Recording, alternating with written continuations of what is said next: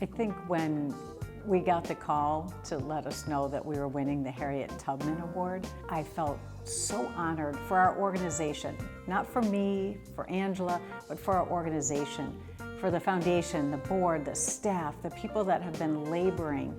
Harriet Tubman needed allies and accomplices.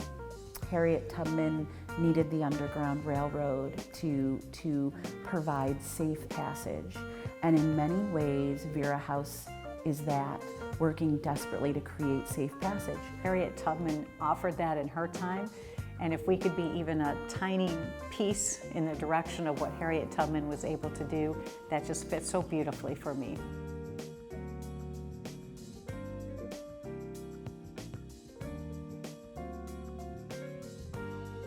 My name is Angela Douglas, and I am co-executive director of Vera House. And I'm Randy Bregman.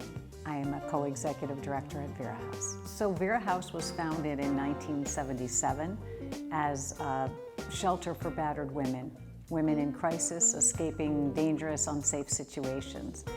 Now, more than 40 years later, Vera House is a comprehensive victim service agency. We respond to people who experience relationship violence, sexual assaults, and elder abuse. And we do a lot of prevention in the community, trying to work to keep violence from happening before it starts. And in the last several years, we've embarked in partnership with Angela's leadership on working to become an anti-racist organization. Acting as co-executive director with Randy, I am a victim survivor. I am multiracial, multi-ethnic. I come to the work through that lens. If you recognize the pain of victims and survivors, oftentimes it is because they are not believed. And when they share the truth of their experience, it is either minimized, devalued, or in many ways ignored. That is no different when it comes to racism and the perpetuation of oppression and white supremacy. And so this is not a mission drift, this is recognizing the intersectionality, and the first work was coming to terms with that.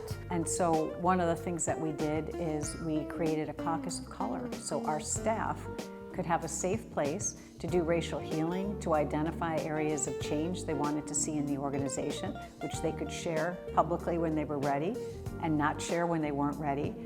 We've created a white caucus, and these caucuses exist in our staff and also for our board and foundation. And in the white caucus, the task is to educate ourselves, to challenge one another, to hold each other accountable, and to not rely on the labor of Black and brown people for our own education. So the impact of our work, of course, being internal, can we be an organization where Black, brown, Indigenous folks desire to work, see themselves in the work?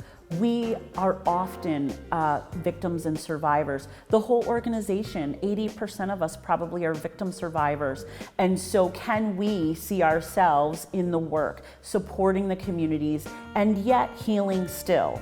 And so when the organization becomes healing and whole, and as we're doing that work, now our service delivery changes. Now we're responding to folks differently.